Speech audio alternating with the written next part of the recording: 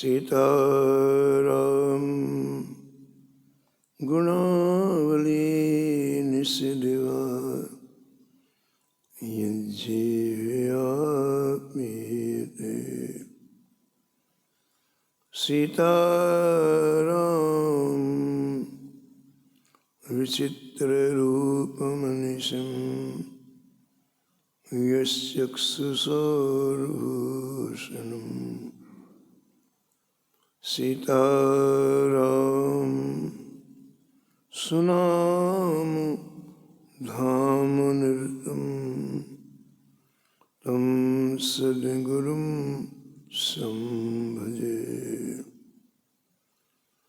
नीलाम्बुजश्यामलकोमलाङ्गं सीतास्मारोपितवामभागं पाणो महासायक चारुचापं नमामि रामं रघुवंशनाथं। यत्र यत्र रघुनाथकीर्तनं तत्र तत्र कृतमस्तकाञ्जलिं बाष्पवारि परिपूर्णलोचनं मारुतिं नमत राक्षसान्तकं।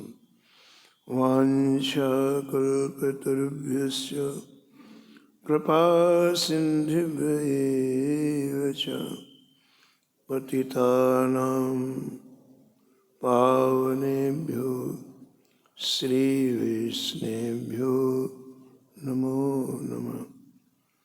भक्ति भगवन्त गुरु चतुर्नाम एक, इनके पद वंदन किए नासत विघ्न। हरिजू आय विराजिए कथा सुनो इतिहास। तुम श्रोता या माल के तुम पद रज ममवा। तुम पीछे जो और हैं श्रोता हैं रस खान। इनके सकल मनोरथ पुरवहु श्री भगवान। राधे राधे गोविंद गोविंद राधे।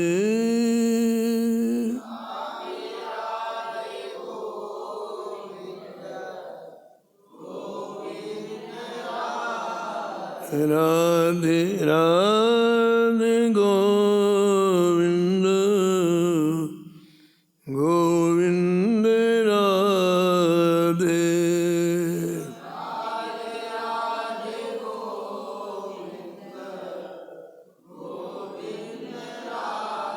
राधे राधे गोविंद गोविंद राधे।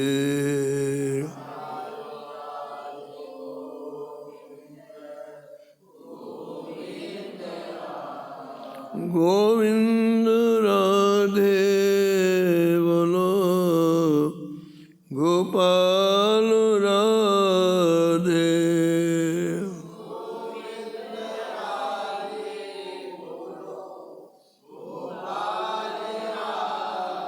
राधे राधे गोविंद गोविंद राधे।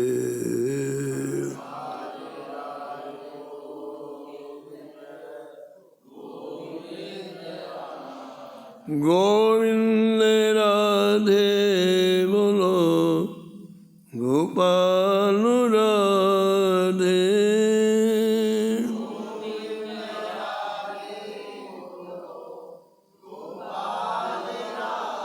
राधे राधे गोविंद गोविंद राधे।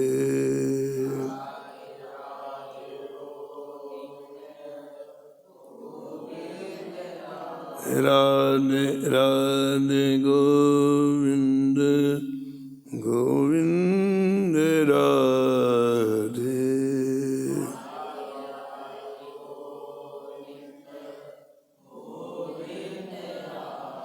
राधे राधे गोविंद गोविंद राधे।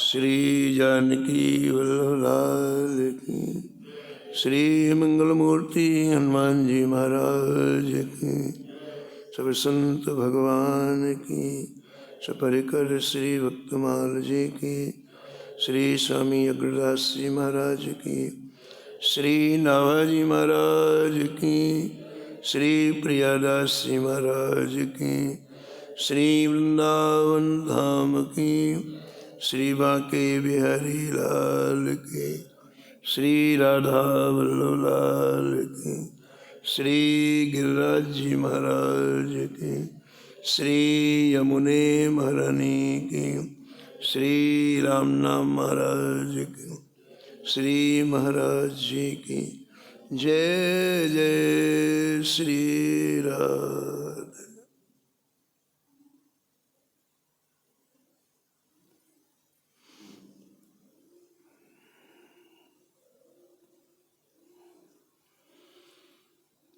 हरि वल्लभ सब प्रार्थों, हरि वल्लभ जिन चरणु रेणु आशा धरी,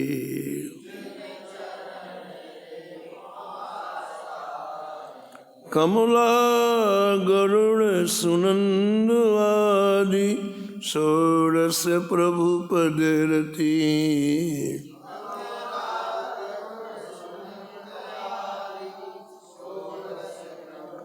हनुमंत जामवंत सुग्रीव विभीषण सबरी खगपति,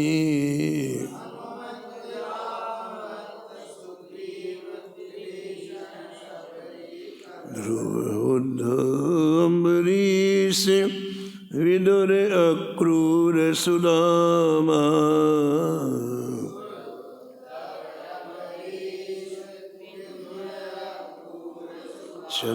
चंद्रहास चित्रकेतु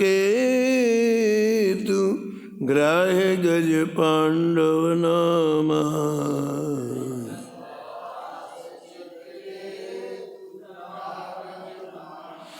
कोसारो कुंती बंधु पटे चतुर्लज्जानी,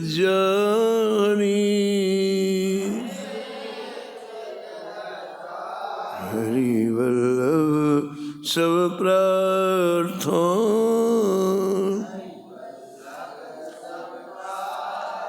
जिन चरणु रेणु आशा धरी, जिन चरणु रेणु आशा धरी। प्रातः स्मरणी परम वंदनी श्री भक्तमाल के रचयिता श्री नाभा गोस्वामी जी परम पावन दिव्य ग्रंथ श्री भक्तमाल में भक्तों के दिव्य चरित्रों का वर्णन किया है। इस छप्पे में श्री नाभाजी महाराज ने संतों की चरण रस की महिमा का वर्णन किया है। नाभाजी महाराज कहते हैं कि भगवान को भक्ति बहुत प्रिय है और संत चरण रस का सेवन करने से हमें भक्ति प्राप्त हो जाती है। और जो भक्ति हमारे हृदय में आती है तो श्री ठाकुर जी बिना बुलाए आ जाते हैं। भक्ति प्रियो माधव, संत के माध्यम से भक्ति हमारे हृदय में आती है। भक्ति स्वतंत्र सकल सुख खानी, विनु सतसंग न पावहीं प्राणी। संपूर्ण सुखों की खान है भक्ति, लेकिन हमारे हृदय में कब आती है? जो हमारे कानों में संतों का सत्संग प्राप्त होता है। तो इस छप्पे में सीनाभाजी ने कई संतों का स्मरण किया है और अंत में चरण रस की याचना किया है। कई दिन से आप इस छप्पे को श्रवण कर रहे हैं। इसमें सबरी का जो स्मरण नाभाजी ने किया, उसमें रज की महिमा अंत में बताई गई। संत की चरण रज की कितनी सामर्थ्य है बताया गया। जप अलग बात है, तप अलग बात है, अनुष्ठान अलग बात है, पाठ अलग बात है। इन सब से अनंत गुना महिमा संत चरण रस की बताई है।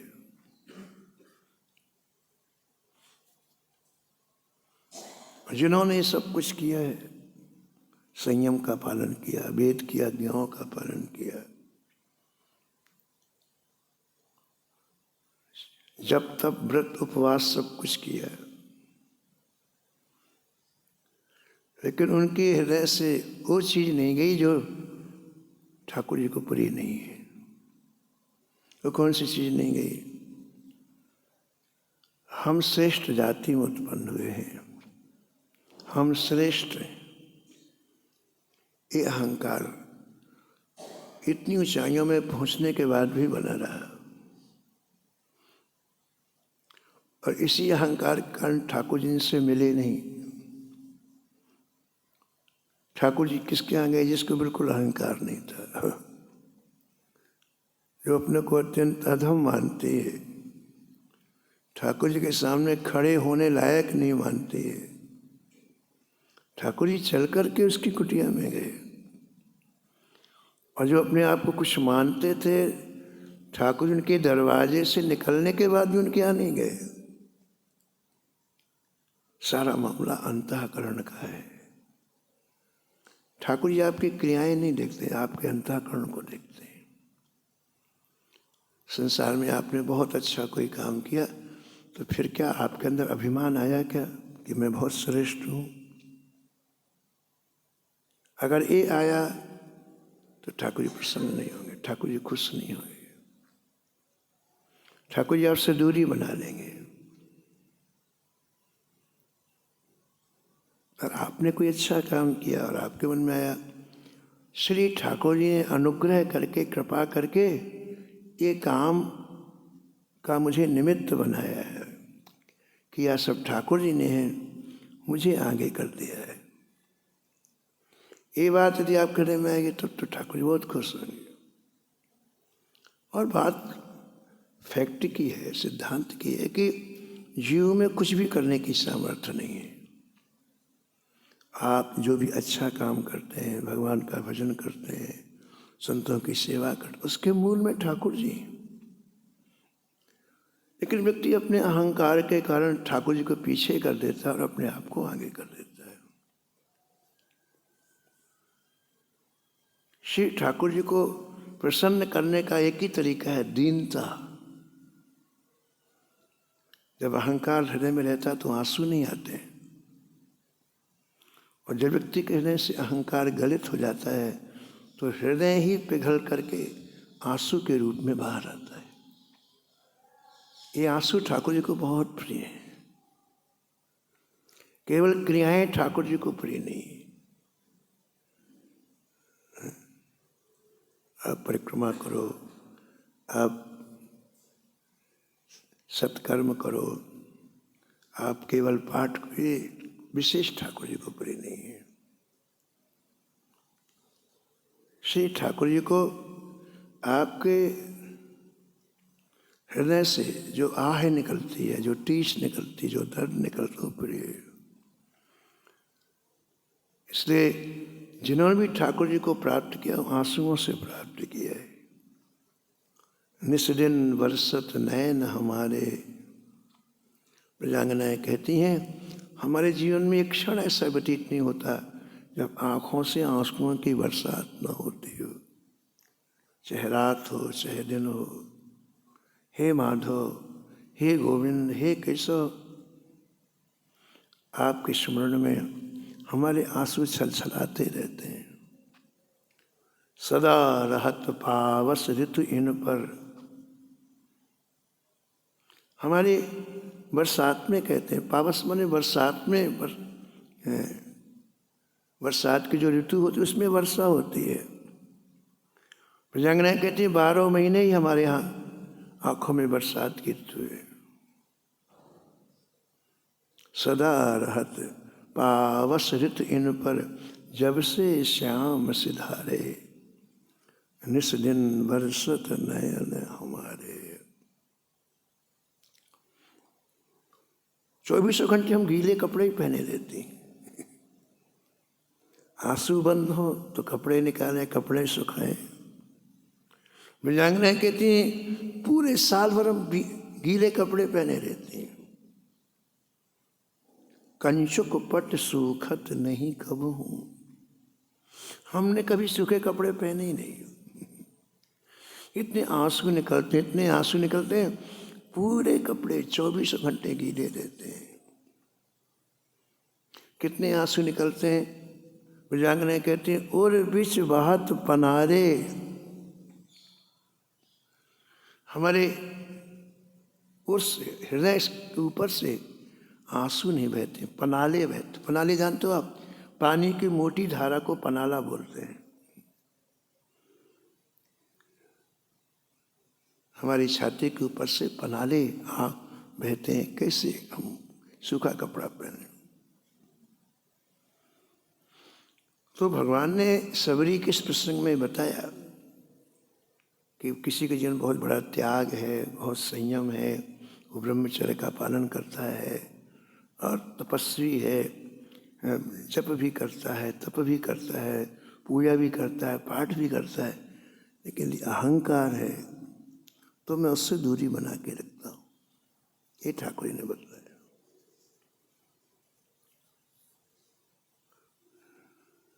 और ये अहंकार कैसे दूर होगा, ये ठाकुर जी ने बताया।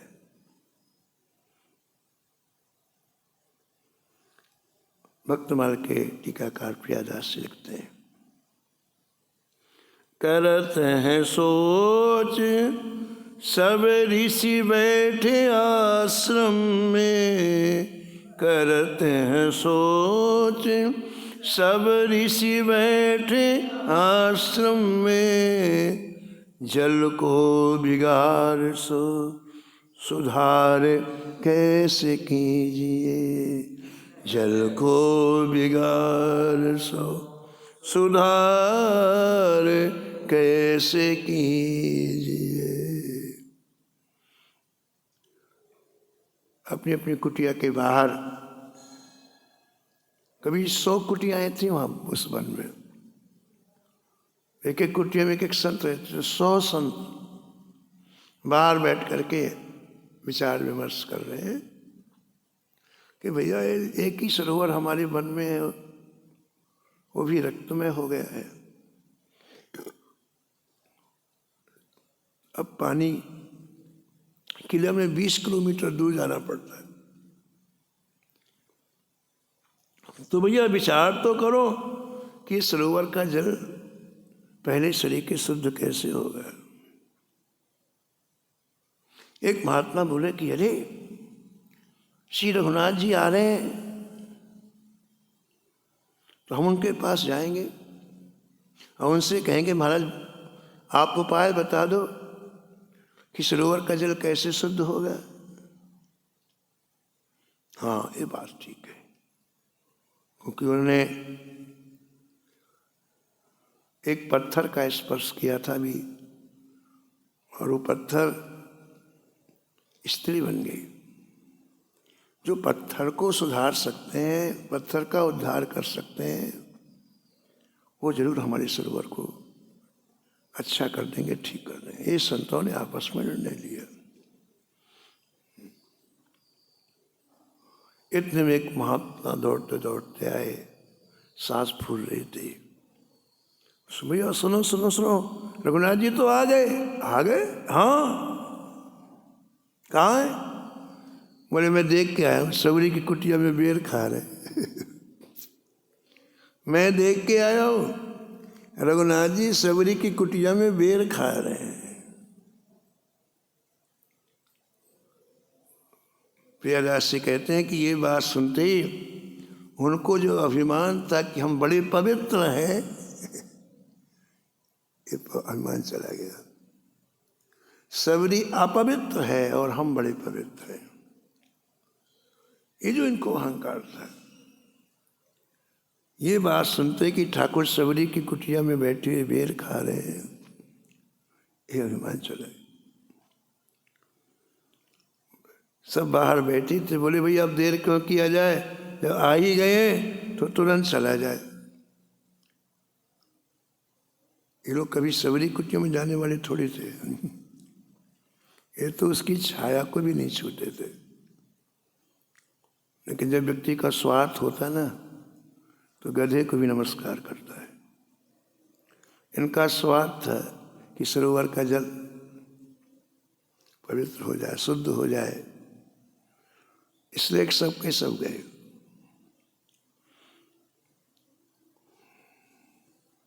अब वहां जाकर के लिखा है कि इन्होंने श्री ठाकुर जी को प्रणाम किया है। चलो पग गह लीजिए, अपना काम बनाना है ना, इसलिए प्रणाम किया, नहीं तो जाते ही नहीं। ये तो ठाकुर जी को आरोप लगाते कि तुम वहाँ क्यों चले गए। लेकिन अपना काम था तो फिर अपनी भावनाओं को दबाए रखे और जाकर के ऊपर से ही प्रणाम किया है। क्योंकि प्रियदास जी कहते हैं प्रणाम करने के बाद फिर गुस्से में बोले, आए खून साए कही नीर को पाए कहो, आए खून साए कही नीर को उपाय कहो।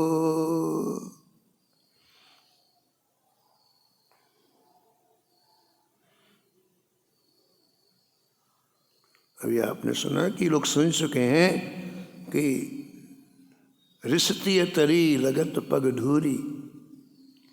गौतम ऋषि की पत्नी अहिल्या जो पत्थर बनी हुई थी, इनके चरण के स्पर्श से वो पुनः अपने रूप में को प्राप्त कर लिया, पुनः अहिल्या बन गई। इसलिए उनके मन में था कि जरूर हमारी समस्या का समाधान करेंगे। इसलिए आते ही कहा, महाराज आप बताइए ये सरोवर का जल कैसे शुद्ध हो।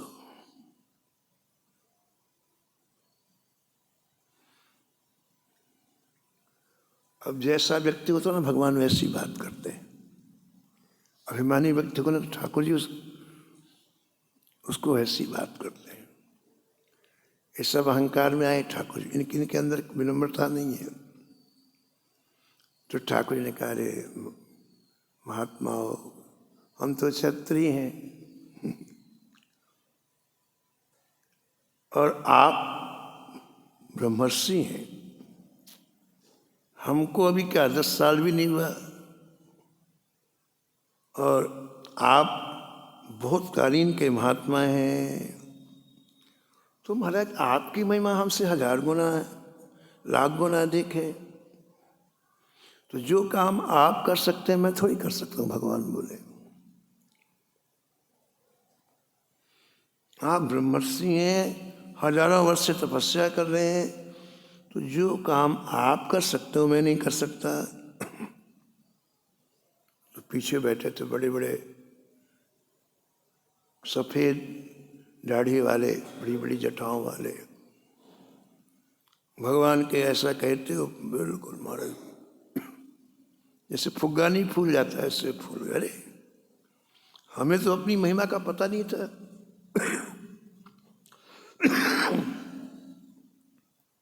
हम तो अपनी कुटिया में बैठे रहे।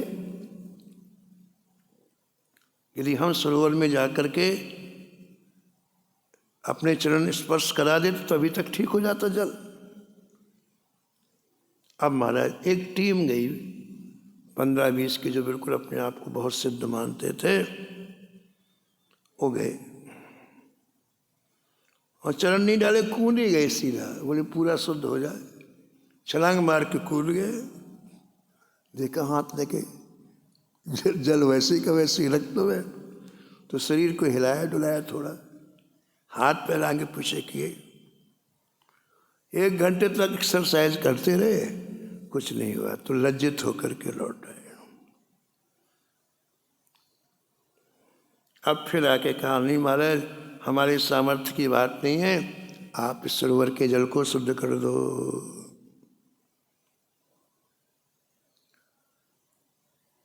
कभी कभी हमसे अपराध हो जाते, हमको पता नहीं चलता है,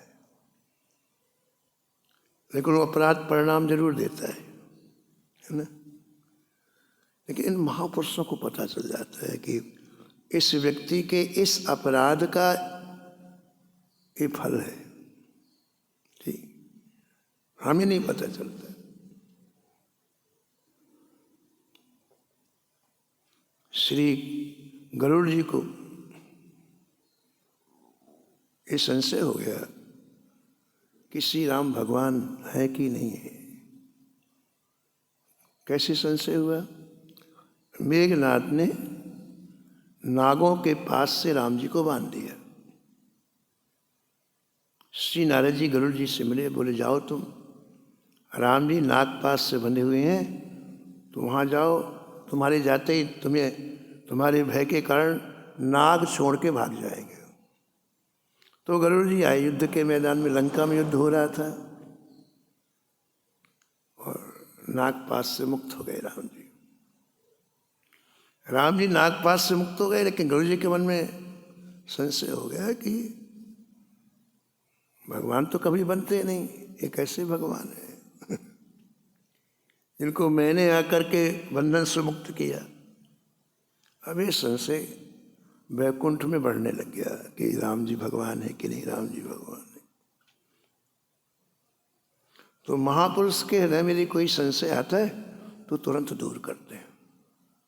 संशय को सर्प कहा गया। जैसे छोटा सा भी सर्प हो तो सावधान होना चाहिए, धीरे धीरे बढ़ेगा, फिर एक दिन वो बड़ा हो जाएगा, एक दिन वो काटेगा। संशय भी सर्प के समान होता है, पहले थोड़ा सा होता है, फिर और बढ़ता है, और बढ़ता है, और बढ़ता है। गीता जी में तो लिख लिया, संशयात्मा विनश्यति, संशय विनाश करके ही छोड़ता है। तो महापुरुष उस संशय को तुरंत निकालते हैं।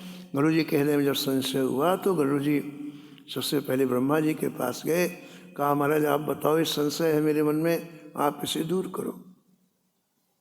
लेकिन ब्रह्मा जी कुछ नहीं बोले। ब्रह्मा जी ने कहा देखो भाई, मैं दिन भर सृष्टि के काम में लगा रहता हूँ, मैं ये काम नहीं कर सकता, तुम शंकर जी के पास जाओ।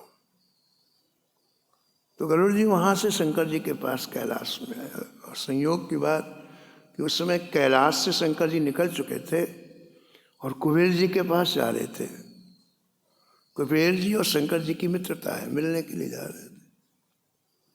अब गरुड़ जी आए, शंकर जी से हाथ जोड़ के कहा महाराज मेरा संशय दूर कर दो। तो देखो ब्रह्मा जी तो कुछ नहीं बोले, लेकिन शंकर जी ने ये विचार किया कि वैकुंठ में रहने वाले को संशय कैसे हो गया अरे मृत्यु लोक में कोई रहे उससे संशय हो जाए तो ठीक है, लेकिन वैकुंठ में रहने वाले को संशय कैसे हो गया। तो गुरु जी के आने के बाद ध्यान किया शंकर ने 1 मिनट का। ध्यान में उन्होंने क्या देखा कि गरुड़ जी भगवान विष्णु को पीठ में बैठा करके वैकुंठ से नीलगिरी के ऊपर से जा रहे हैं। नीलगिरी में कागभूषुंडी जी रहते हैं और नीलगिरी में कागभूषुंडी जी सतत कथा सुनाते हैं। उनकी कथा कभी बंद नहीं होती, कभी नहीं होती। कितनी बार प्रलय हुआ, कितनी बार ब्रह्मांड डूब गया, ब्रह्मा जी की मृत्यु, उनकी कथा वैसे ही चल रही। तो ऊपर से जा रहे थे भगवान विष्णु को बैठाए हुए गुरु जी, और ऊपर से नीचे दृष्टि पड़ी जहाँ कागभूषण जी कथा कर रहे थे।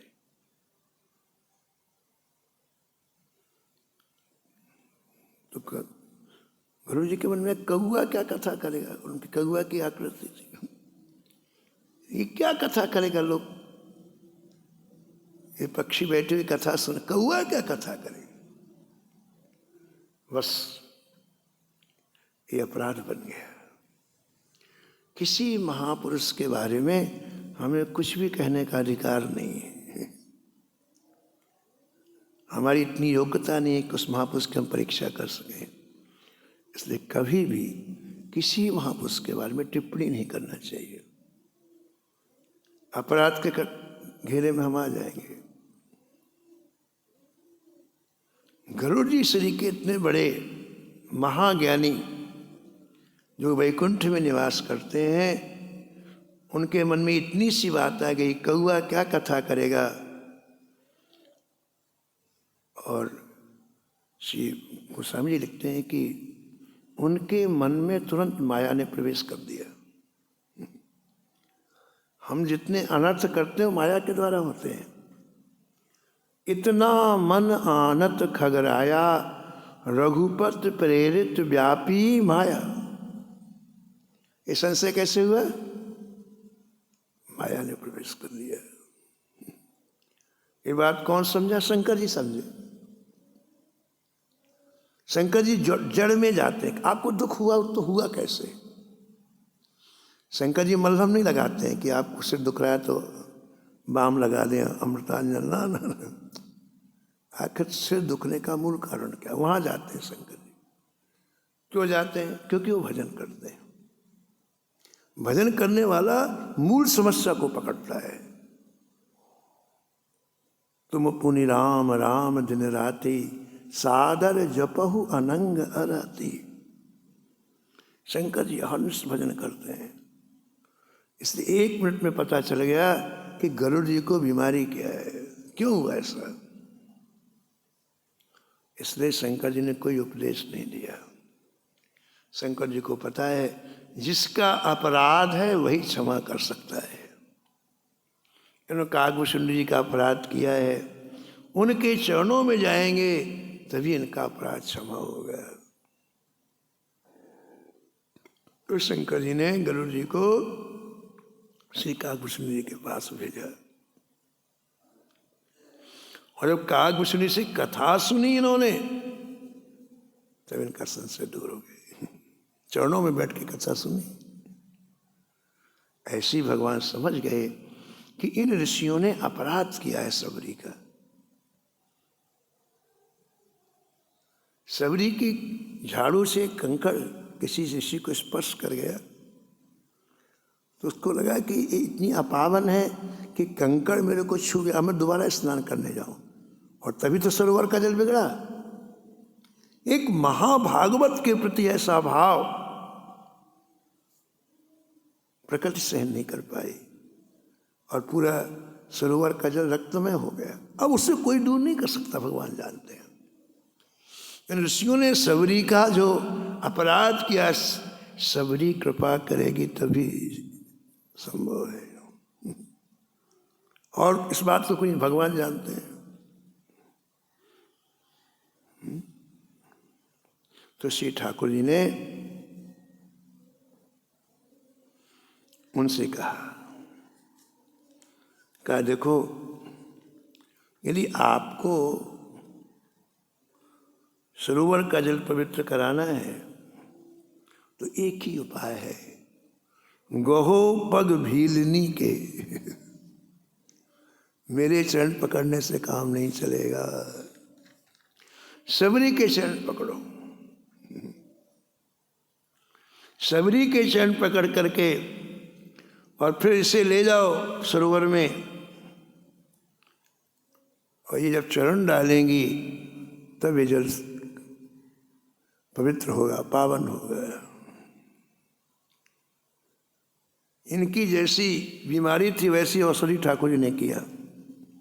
इन्हें अपने जाति कुल का बड़ा महत्व था, महत्व बुद्धि थी।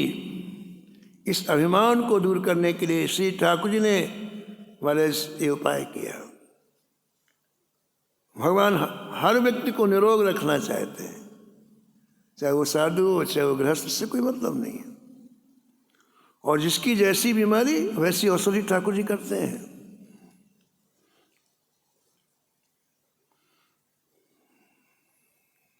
जब ठाकुर जी ने कहा कि सबरी के चरण पकड़ो, तब महाराज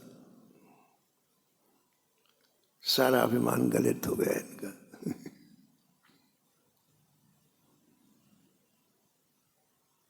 और पूरे 100 ऋषि सबरी के चरण पकड़ने को दौड़े। लेकिन देखो, जो भजन करता है ना, वो सम्मान का भूखा नहीं रहता कि कोई हमारे चरण पकड़े, कोई चरण धोना, वो इससे बचता है। ये चीज़ें आपके भजन की पूंजी को नष्ट करती हैं। कोई आपका सम्मान करता है, उससे आपका भजन जाता है। इसलिए भजन करने वाला इन सब से बचता है। कल हमने आपको बताया था कि प्रेमी व्यक्ति छिप के भजन करता है, कोई उसे पहचान न ले, जान न जाए। भगवान श्री कृष्ण ने युधिष्ठिर से कहा, जेते मेरे भक्त कभू चाहे ना प्रकाश भयो। अगर संसार में वो आता है ना, उसकी पूजा होती है, उसकी आरती होती है, उसका सम्मान होता है, उसका भजन चला जाता है। और एक खतरा ही रहता है, उससे अहंकार आ सकता है। इतने लोग मेरी जय जयकार करते हैं, इतने लोग तो फिर उसका पतन हो जाता है। भगवान बोले कि मेरा जो भक्त है इन सबसे अलग रहता है, छिपता है। हमने कल आपके चरणों निवेदन किया, ऐसे कई हजार संत हैं यहाँ वृंदावन में, श्री गिरिराज जी में, जिन्हें कोई नहीं जानता और महान प्रेमी है और वो भजन करते। कई हजार, उनका कोई बोर्ड नहीं है, उनकी कोई कुटिया, उसका कोई एड्रेस नहीं है। भगवान से हम कहते हैं अभिमान गलित है, इसलिए तो प्रेमी है। अभिमान होता तो प्रेमी नहीं, अभिमान गलित है। तो सबरी का चरण पकड़ने के दौड़े, सबरी वहां से भागी, छुप गई। तो सब भगवान से बोले अब क्या करें जय जय। सबरी जी तो जा नहीं रही सरोवर में, हमारे सामने नहीं आ रही, क्या करें, कैसे ले जाएं इनको। भगवान ने कहा इधर आओ। सबरी जी जहां खड़ी थी ना, बोले हाँ, उनके चरणों के नीचे की रज को इकट्ठा करो। सबरी तो भाग गई, लेकिन सबरी जहां खड़ी थी वो रज तो है।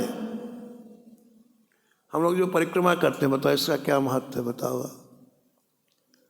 लाखों लोगों ने वृंदावन की परिक्रमा की, श्री गिरिराज जी की परिक्रमा की, ठीक है, बड़े बड़े संत, बड़े बड़े ऋषि, वो चले गए, उनकी रज तो है ना वहां पर अभी। उस रज का हमें स्पर्श प्राप्त हो जाए, सब लोग परिक्रमा करते हैं, उस रज का हमें स्पर्श प्राप्त हो जाए।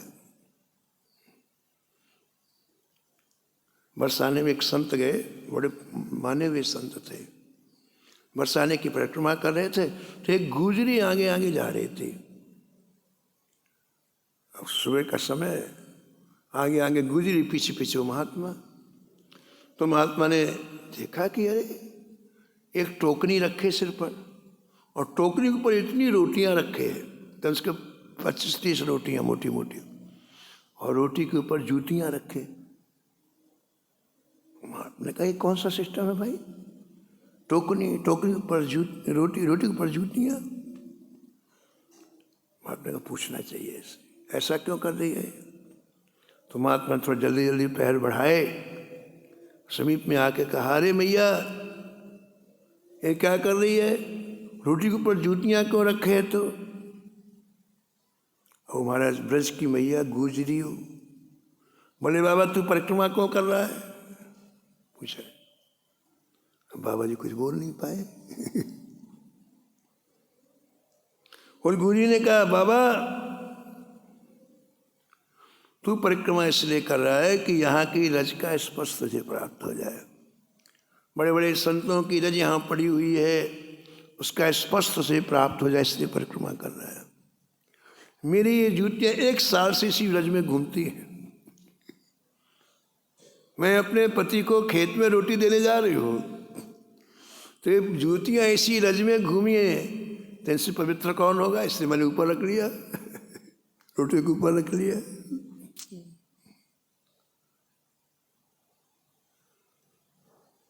उस रज का स्पर्श हमारे यहाँ वृंदावन में एक बड़े साक्षात्कार प्राप्त संत थे, हम कभी कभी उनका नाम लेते, श्री सुतीक्षण दास जी महाराज। दिव्य संत थे। तो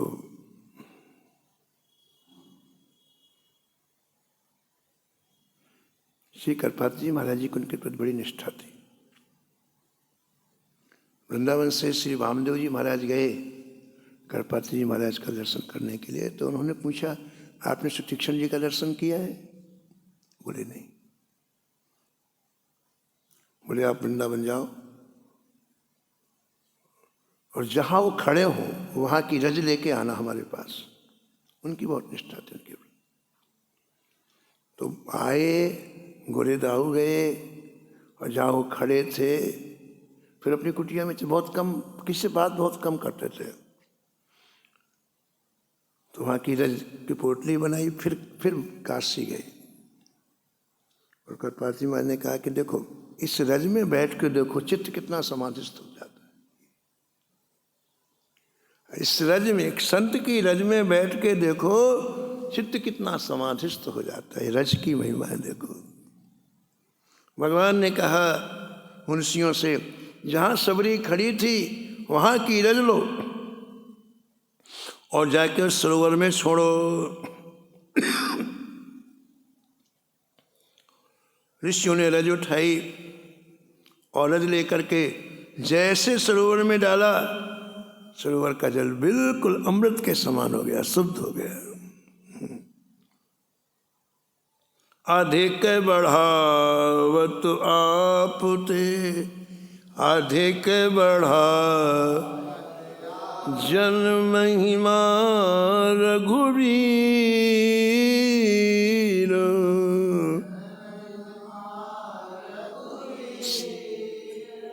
सबरी पद रज पर सुते, शुद्ध भयो सरनीर, शुद्ध भयो सरनीर।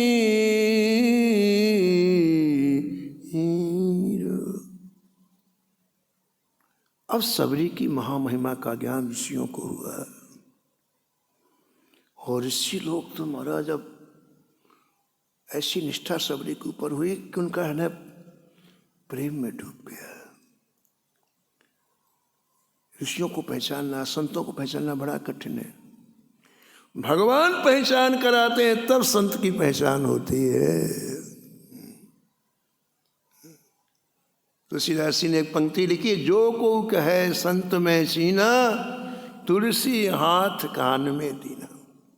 हम तो पहचानते हैं संत, तुलसीदास के झूठ बोलता है। भगवान ही संत की पहचान कराते हैं। अपनी योग्यता से संत की पहचान नहीं होती है। और जब पहचान में संत आ गए तो हृदय प्रेम से भर गया। अब उनको बड़ा पश्चाताप, हमने ऐसा व्यवहार, इस भागवती के साथ ऐसा व्यवहार किया। भगवान के सामने होने लग गए, प्रभु हमको प्रायश्चित बताइए, हमने इसकी बड़ी अवहेलना की है, तो महाभागवत है। जैसे आपने सरोवर की शुद्धि का उपाय बताया, ऐसे ही आप कोई उपाय बताएं, हमारा अंतःकरण जल रहा है।